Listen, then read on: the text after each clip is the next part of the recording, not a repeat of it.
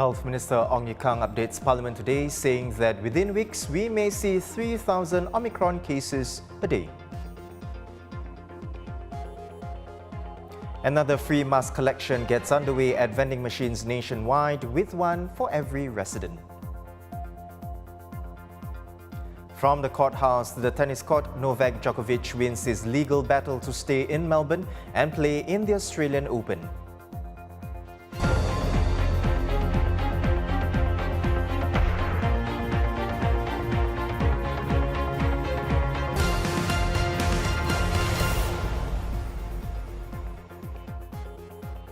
Good evening, you're watching The Big Story with me, Haryanto Dimana. You can subscribe to the Straits Times channel so you never miss a single episode. First up, 2022's first Parliament sitting. Health Minister Ong Ye Kung says that of the 802 people who died of COVID-19 last year, 555 were not fully vaccinated. The remaining 247 deaths were vaccinated with a range of locally available vaccines. Mr. Ong also giving the breakdown of the incidence rate of deaths based on the vaccination status. 79 deaths per 100,000 for those who were not fully vaccinated. Now, out of those vaccinated, the lowest incidence rate was with Moderna, 1 per 100,000. Mr. Ong says these are only indicative rates since they don't account for other factors which can affect mortality, like a person's age and timing of vaccination. Once an Omicron wave hits Singapore within a couple of weeks, we may see 3,000 Omicron cases a day. However, Minister Ong is optimistic that when it passes, Singapore will be one of the safest countries in the world. I believe that just as we have ridden through the Delta wave with unity and resolve, we will be able to do so again with the Omicron wave. Omicron is a different enemy, but we are much better prepared and much more resilient than before. And after the Omicron wave passes, which it will, we would have taken another huge step towards living with COVID-19. And Singapore will be one of the best and safest places to live on earth. Singapore has recorded 4,322 Omicron cases so far, with 8 patients needing oxygen support. But all have been taken off oxygen after a few days. None of the cases has required ICU care. Mr. Ong says any further tightening of COVID-19 restrictions will be a last resort, depending on whether the healthcare system is under severe pressure. So the aim now remains getting Singapore ready for endemicity. Given that it is less severe than the Delta variant and vaccines still work against it, our key objective remains, which is to live with COVID-19 as an endemic disease. Then we can lead life as normally as possible and continue to build a bright future for Singapore and our children. That includes not locking down our borders, which will inflict tremendous pain on families, workers, businesses, and also the mental well-being of our people. In any case, a severe lockdown strategy will likely delay, but not prevent, the inevitability of Omicron finding its way into our community. There are 2 factors working in our favor.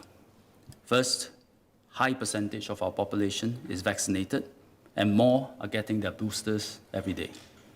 Second, unlike many European countries which have to contend with a double whammy, a concurrent Delta and Omicron wave, we have only recently gone through a Delta wave. So we are not likely to have to ride through 2 rapidly rising infection waves. About 60% or 2,600 of Singapore's Omicron cases were imported, the bulk being returning citizens, PRs and long-term pass holders. The key sources were the US, UK and India, which Transport Minister S. Iswaran says broadly corresponds to traveller volumes on the 24 vaccinated travel lanes.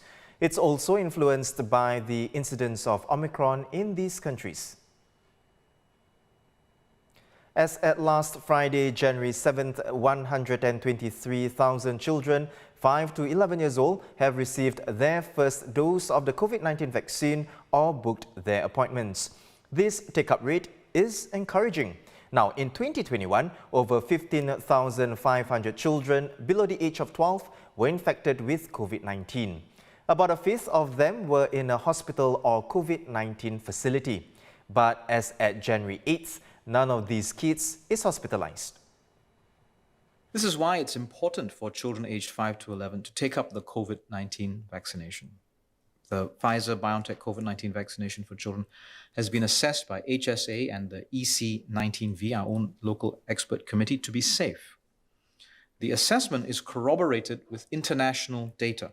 In the United States of America, where about 8.7 million doses had been administered to children as of the 19th of December 2021, most of the adverse events reported were not serious, and no safety concerns have been raised. 2.4% of the children experienced serious adverse events, such as fever, vomiting, myocarditis, and seizures. The incidence of myocarditis, which is what many parents are most concerned about, is about 1 in a million doses. The children reported with myocarditis following vaccination had either recovered or were recovering at the time of the report. Vaccination will allow our children to be protected against the disease and reduce the likelihood of infecting others, including the vulnerable and other family members, elderly family members. While vaccination remains important, Health Minister Ong says there are presently no plans to introduce vaccination differentiated measures for children aged 12 and below in community, public, preschool and school settings. Plus, regardless of their vaccination status, they will continue to have their COVID-19 medical bills fully covered by the government as long as they are citizens, PRs or long-term pass holders and didn't travel recently.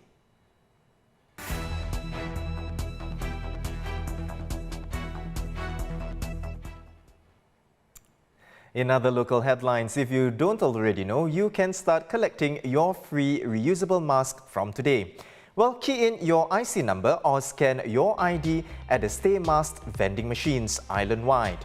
Now, these masks, which are reusable for up to 30 washes, come in 2 sizes, large and medium.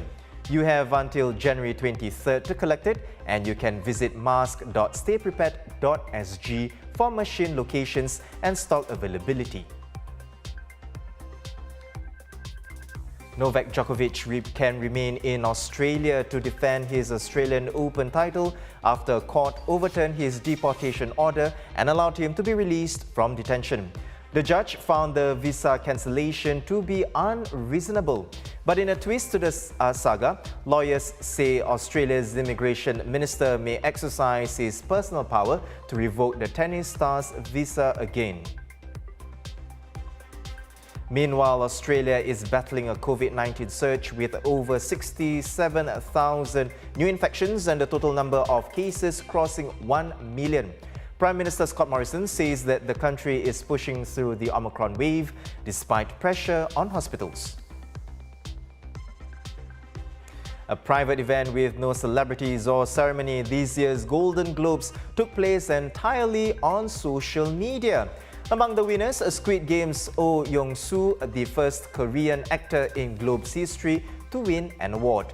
In the film categories, The Power of the Dog claimed the Best Drama prize, while Steven Spielberg's West Side Story bagged Best Comedy or Musical. Now, best known for his role in the 1990s sitcom Full House, American actor Bob Saget died unexpectedly on Sunday at the Ritz-Carlton Hotel in Orlando, Florida. His cause of death is unknown at this time. The police did not find any signs of foul play. Saget, who was 65, was in Florida as part of his comedy tour. OnlyFans content creators uploading obscene material on the platform could be breaching laws in Singapore, even if they're based overseas. Subscribers who download obscene videos and photos and share them also risk being arrested. The spotlight was turned on the online site here when Singaporean Titus Low was accused last month of uploading obscene material to his OnlyFans account between April and October 2021. Tanya Chin, a partner in the criminal litigation team at law firm Withers Kata Wong, joins me to discuss this further. Welcome to the show, Tanya. Tanya, what does the law say about uploading or distributing obscene material on platforms like OnlyFans? The law states that it is an offence under Section 292 of the Penal Code to transmit obscene material electronically in Singapore. So transmission of obscene material would not just include uploading any obscene material on platforms like OnlyFans, but it would also include sending a friend an obscene video or image through Telegram or WhatsApp. Certainly receiving profits from such transmissions is also an offence. So is advertising the fact that one can procure such obscene materials from certain channels or platforms. The penalties for this offence would be up to 3 months imprisonment or fine or both. Tanya, OnlyFans content creators, they know what they are sharing, and users are subscribing to particular creators for specific reasons. This points to a consensual relationship of sorts. So help us understand, what's the crime then for these two parties? Even if consent was given in such a situation, it is still an offence under Section 292 of the Penal Code, and the offence is still made up because the offence is in the transmission of the obscene material itself. So that said, Tanya, what can the authorities do to stop users from using OnlyFans as a platform to publish obscene material and to profit from it? The authorities can raise awareness through issuing advisories online as they have, although I believe Titus Low's case has generated significant awareness surrounding this issue. Ultimately, the choice remains with the user to decide whether or not they should flout the rules. And if there is a significant number of users who are found flouting the rules, then of course the authorities may choose to ban OnlyFans altogether. Tanya, thank you for your insights. Tanya Chin from law firm Withers Katawong. And those are our top stories for today. For more news and videos, visit straitstimes.com. And remember to subscribe to our YouTube channel by hitting the red button below. I'm Haryanto Diman. See you tomorrow for more stories on The Big Story.